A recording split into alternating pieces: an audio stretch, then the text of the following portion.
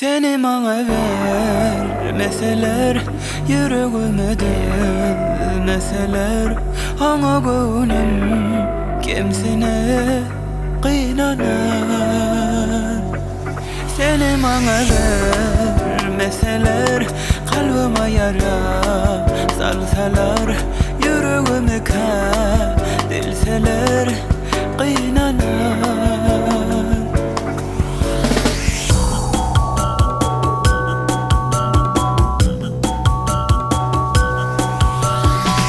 Arkayından sen var diye, yüreğime tay var diye, menden özge yar var diye oynamadım ben, hiç bilmezdim ben.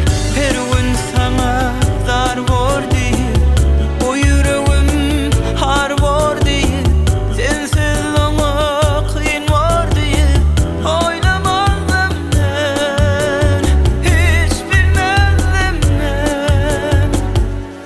Seni bana vermeseler, yüreğime değmeseler, ona gönlüm kimsine kıynanar.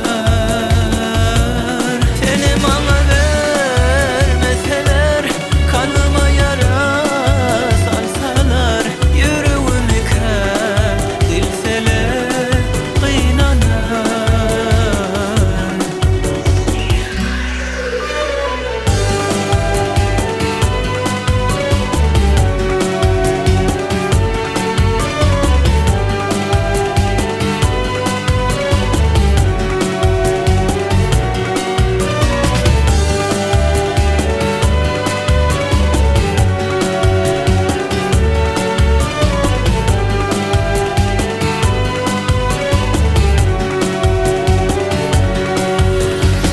Başka yola yürüsem mi?